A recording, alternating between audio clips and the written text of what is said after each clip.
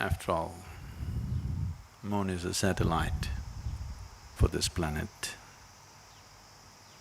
and helplessly strung to this planet and making its rounds. So what is the significance? Why these full moons and no moons are held significant?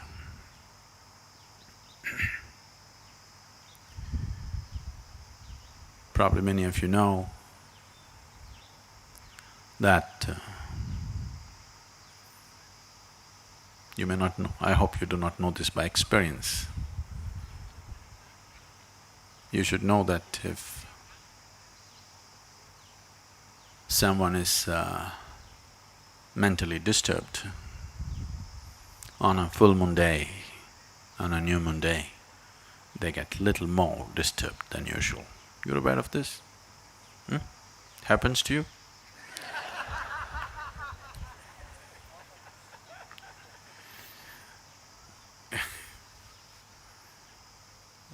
Say yourself, you just bear with me, don't worry about the camera.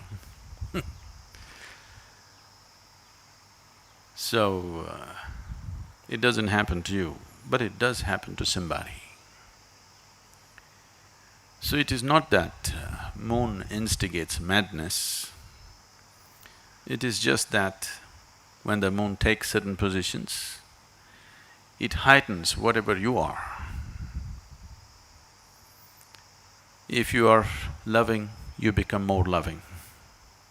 If you're joyful, you become more joyful. If you're blissful, you become much more blissful. If you're a little insane, you become much more insane. If you're meditative, you become far more meditative. It just enhances everything that you are. So we considered these days important so that you consciously create the right kind of quality in you so that it gets enhanced. Today is pournami, in the morning you get up and you be in a certain way, you create a certain quality in you so that by evening that quality is enhanced. So whatever the qualities that you are, so that you start engineering it more consciously than being a victim of unconscious eruptions within yourself. So the moon does not make you mad or meditative, it just enhances whatever you are. You know, even the ocean goes mad. If you are a swimmer on the beach, it's madness for you. But if you are a skipper of a large vessel, it is a boon for you. But something is happening. The very ocean is trying to rise. When the very ocean is trying to rise, the situation may be conducive for you also to rise, probably, if you are willing to make use of it. And moon's influence on human life is far more than that. To do anything with yourself, to be aware where the moon is could be useful because it creates different types of qualities and energies in the system. If one is aware, he could make use of it.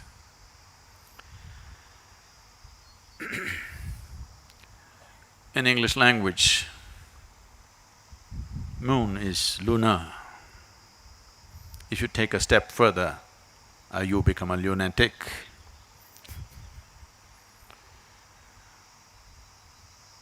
So generally, the influence of the moon is considered illogical.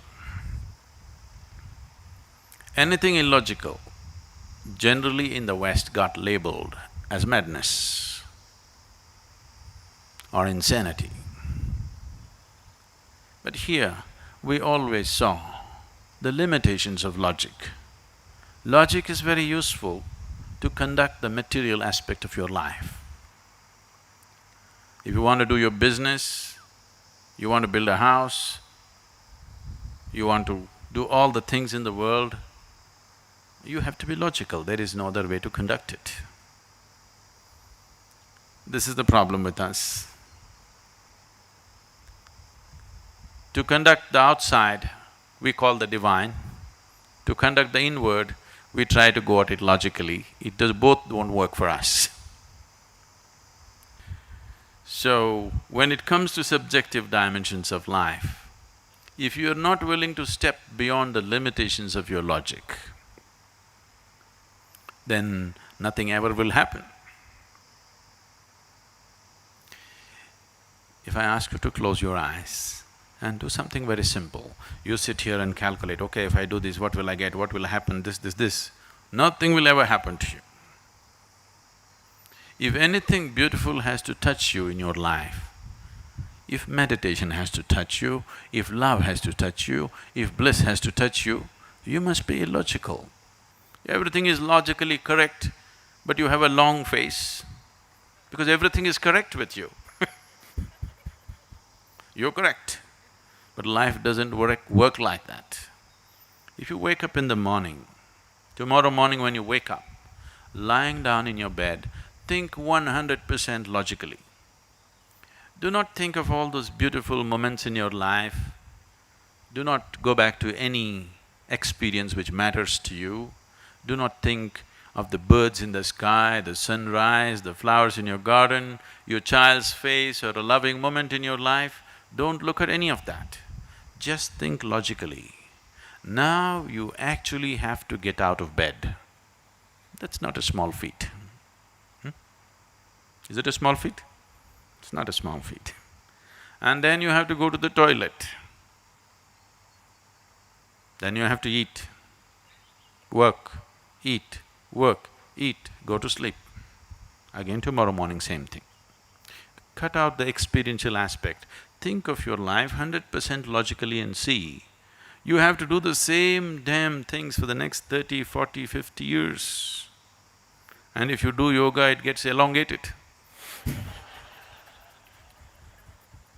It gets stretched further, you know. The same nonsense every day. Just think logically, is it worth it? Is it worthwhile?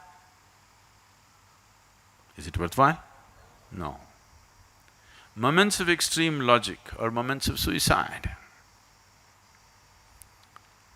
And all of you have been committing suicide like this, but you don't do anything these days in one shot.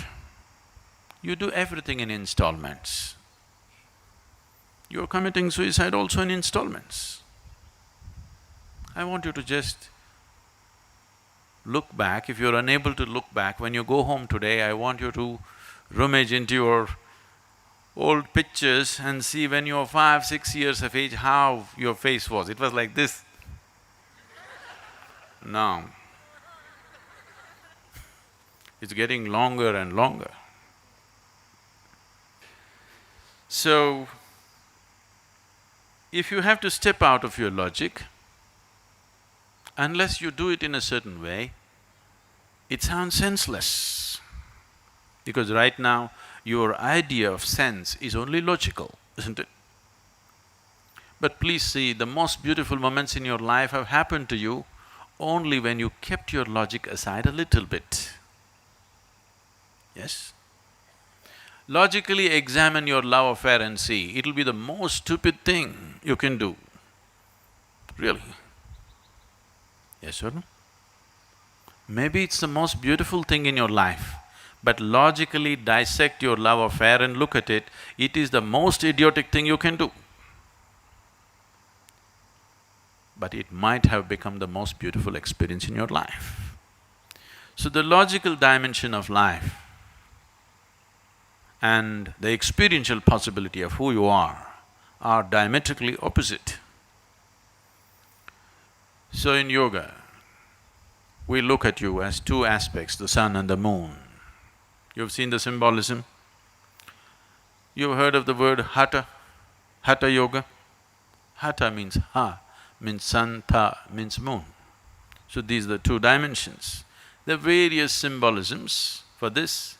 You have seen Shiva being represented as half man, half woman, all these things to suggest there is a logical dimension to you and there's a dimension beyond that. If you do not explore both, you will be an incomplete human being. or you will be only half alive. So when we say a spiritual process or yoga or whatever, what we're looking at is how to become a full-fledged life process, not a half-life process. Just the body is alive, that's not good enough. Everything in you should be aflame. Only then you will see whether something is happening or nothing is happening, it's worth being here. If you sit here, it's worth being here. If you open your eyes, it's worth being here. If you close your eyes, it's worth being here. Otherwise, whatever is happening, it's not worth being here, simply because only a part of you is alive, the other part is yet to come alive. So the moon, today being a full moon, the clouds are hiding it, but don't worry. Whether you can see it or not, the influence of the moon is very much there. Because on a no moon day or a new moon day, the influence of the moon is far more than on the full moon day. So whether you perceive something or do not perceive something is not the issue, the influence is anyway there.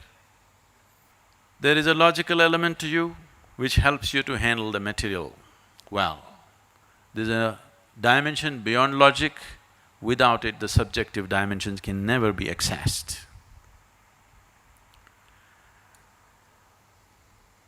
The moon is a symbolic representation of that dimension. Brahmananda Swarupa Isha Jagati